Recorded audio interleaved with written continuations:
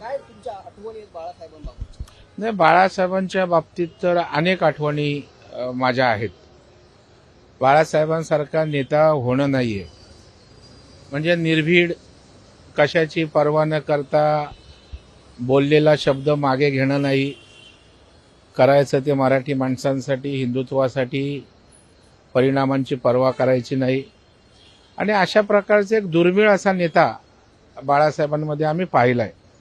मला तर अनेक आंदोलनाच्या निमित्तानं बाळासाहेबांशी भेटण्याचा योग आला. जेव्हा जेव्हा आम्ही आंदोलनं केली त्यावेळेला बाळासाहेबांनी मातोश्रीत बोलवून आमच्या पाठीवर शाबासकीची थाप मारलेली आजही मला आठवतं. माझ्या त्या पाठीवर जेव्हा वळ उठले होते, पोलिसांनी मारहाण केली, तेव्हा बाळासाहेबांनी माझं शर्ट काढून मलम लावलेला आहे. आणि ह्याच्यापेक्षा आणखी प्रेम देणारा नेता असूच शकत नाही.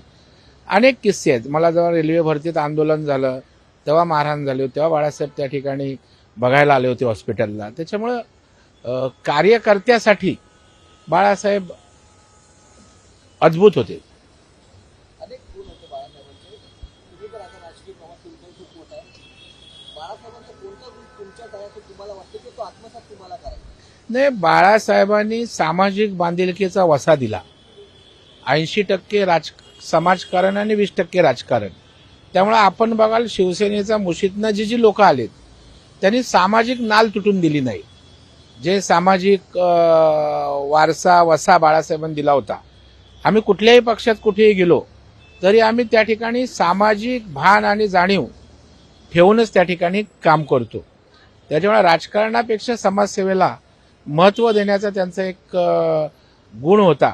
तो निश्चितच आम्हाला आजही भावणार आहे. तो आम्ही आत्मसात करतोय. लोकशाही मराठी ऐका, पहा, जागरूक रहा.